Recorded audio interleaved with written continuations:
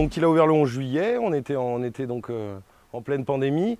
Pour la petite histoire, un de mes associés Antoine, avec qui je suis en cuisine, qui est chef aussi, on est deux chefs. Il y a eu l'annonce du confinement, donc il est redescendu en Aveyron parce qu'il remontait depuis chez sa mère, parce que ses parents habitent ici à Besonne, c'est lui qui est d'ici. Et là il se trouve que à 200 mètres, 300 mètres de chez sa mère, la petite auberge est disponible en gérance. Et donc je suis venu m'installer ici à partir de février dernier. Et on a décidé de se mettre en association sur ce projet-là. Donc on est deux chefs de cuisine et Erwan qui est le responsable de la salle et surtout le responsable du vin, de nos achats et du sourcing, de la prospection. Parce que lui, il est vraiment fan de vin nature, plutôt des vins respectueux des clients et des sols. Et sur la partie solide et les produits, c'est plutôt Antoine et moi. On fait pas mal de sourcing. Justement, on a profité en février d'aller voir des producteurs quand c'est possible. Et, on essaye de le faire au maximum, c'est d'être local. Donc on essaye nos produits, allez, je vais dire un chiffre un peu comme ça, mais on est à 80%, 85% sur du local. Là, nous, on va 2 fois par semaine faire le marché à Rodez. Donc on rencontre les producteurs comme ça. On est aussi allé les voir sur leur lieu d'exploitation. Et pareil pour les vins. Les vins, on a pris un compas, on a pris une carte, un compas. On a fait 200 km autour de la petite auberge et on ne prend pas de vin à plus de 200 km. Faire Servadou, c'est un bon vin de charcutaille.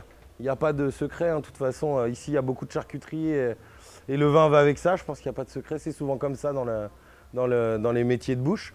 Et donc, moi, j'ai décidé de faire une croquette de pâté de tête de la ferme de Mérignac, qui est un ami qui est juste à côté. Et aussi avec du boudin aussi de la ferme de Mérignac, snacké. Et tout ça avec un ketchup de prune et quelques raisins. Ça va être très simple. Et puis il faut la faire à sa façon aussi, hein. Une recette, c'est bon quand c'est transformé à sa façon.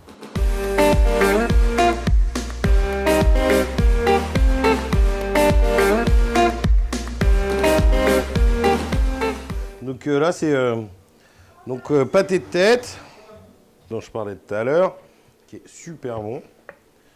Donc on va la faire en petits cubes. Ouais, très bien. Une grosse tranche de boudin. Moi, ce que je conseille, c'est soit les boudins basques ou alors si les bouchers en ont, les charcutiers en ont, c'est le boudin avec un peu de matière dedans, de façon à ce que quand on le snack, il ne se délite pas en plusieurs morceaux, quoi, qu'il n'y ait pas que du sang dedans. On va faire le ketchup de prune. Alors, pour ce faire, j'ai besoin de prunes, bien sûr, du sucre un petit peu, sucre roux, et un peu de vinaigre. Ce que je vais faire, c'est que je vais dénoyauter mes prunes. Par-dessus, je vais mettre un petit peu de sucre, comme ça. C'est un ketchup, donc on peut y aller quand même. Et là, on va tout simplement les mettre ici, en petit feu. Donc on va paner les croquettes de pâté de tête. Pour paner, on va prendre juste un œuf. Hop, je le casse. Tac. Ici. Un peu de sel dans la panure. Un peu de poivre. Un petit peu d'huile, voilà. Surtout, il faut bien battre les œufs, pas comme une omelette. Tac, tac. Donc on prend une petite fourchette, ça marche très bien. On les remet dedans.